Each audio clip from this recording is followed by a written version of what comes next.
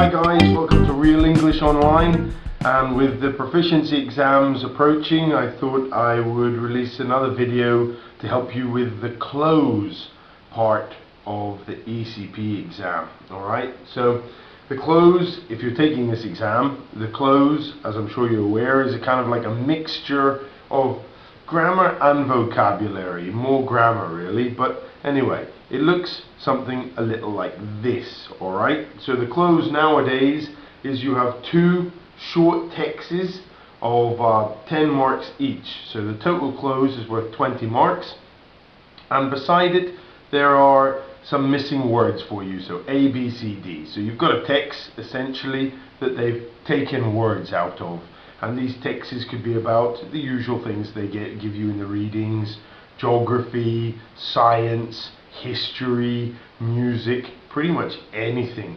Alright, and what you've got to do is find the missing word.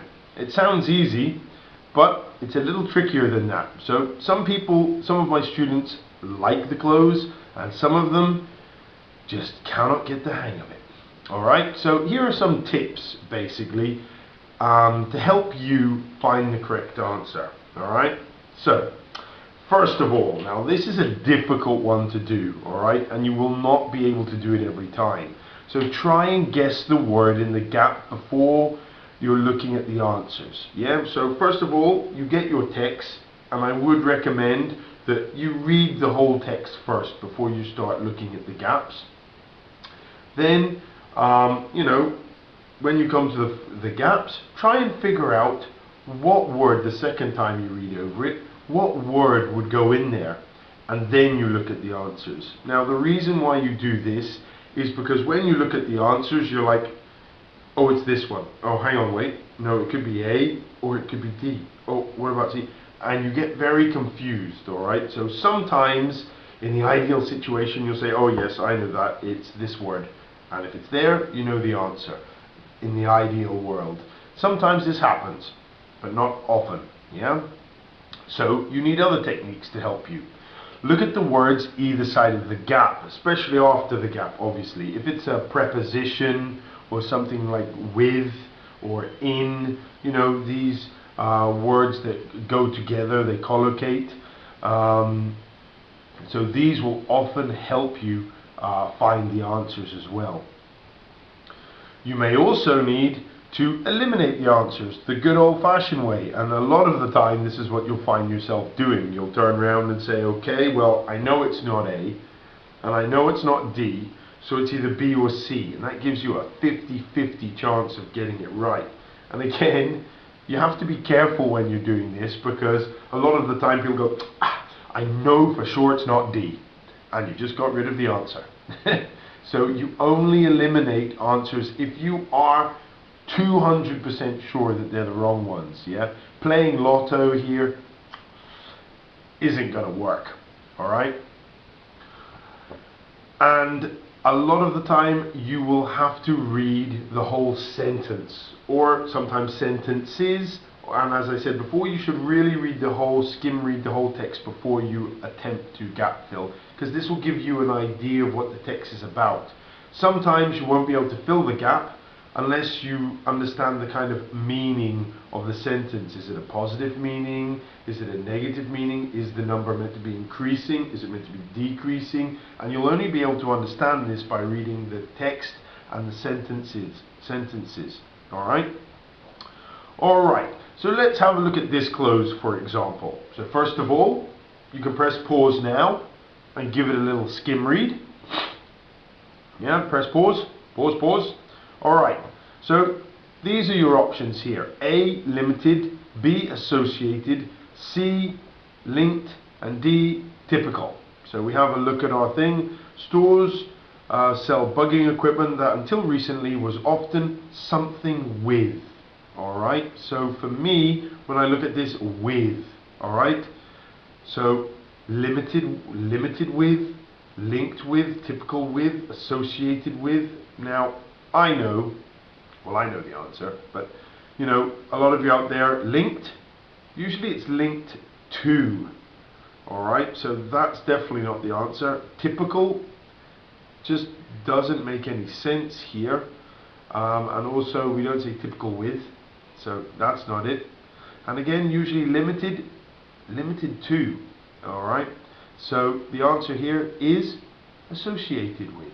Yeah, so you just have to kind of work it out, sorry. For a little more than the price of a compact disc, you can something up a camera. Alright, so you can figure out that it's some kind of phrasal verb. You can, I don't know, well, I know what it is because I did this one. Alright, so pull up a camera, hold up a camera, buy up a camera, and pick up a camera. Alright, so try and eliminate your answers here. You should be able to eliminate A and B. It's not either of these, although hold up a camera, you know, works. But in the meaning it doesn't make any sense. Now, buy up a camera and pick up a camera. A lot of the time in the close you're going to have this. You're going to be always between two, and that's exactly the way they want it. In fact, it's the same in the reading, and a lot of the time it's the same in the grammar and the vocabulary. What they have is something called a distractor. It's there to distract you from the answer. Essentially they're trying to trick you. Alright, so you've got to be very careful. Buy up a camera, pick up a camera. And this is an expression. You pick up a camera, which means to buy. Alright, so profit, specialize, focus, concentrate. So when you're looking at these, you can say profit, to make money, specialize in, focus on, concentrate on. So focus and concentrate are like synonyms more or less. So let's have a look. Online websites that something in surveillance equipment will sell you bugs hidden in watches. Alright, that profit in, no, because you profit from something. Specialize in, that sounds kind of good. Focus in, concentrate in, no, you focus on, concentrate on. Alright, so anyway, and it keeps on going. You can have a look at these. I'll tell you what the answers are in a minute. But you can see how important prepositions are in this exercise and generally in the ECPE. Alright, they test this a lot in this part. So number 4, and ask you no questions when you something an order. So this is an expression. You either know it or you don't. Some of you will say, oh, I know that already. It's this an order. Make an order. There's a more standard one we use. Put an order, set an order, place an order, or arrange an order. And we say, place an order. This is what we say. For those something about their privacy, the same companies will also supply bug detectors. Alright, so we've got about, concerned about, keen about, obsessed about, interested about. Alright, so there's 2 here that you can get rid of straight away. Keen, because it's keen on. You're always keen on something, which means you're enthusiastic or interested in it. And interested, usually followed by in. Alright, so B and D are straight out. Obsessed about and concerned about. Again, a lot of you might figure out that C, usually you're obsessed with something.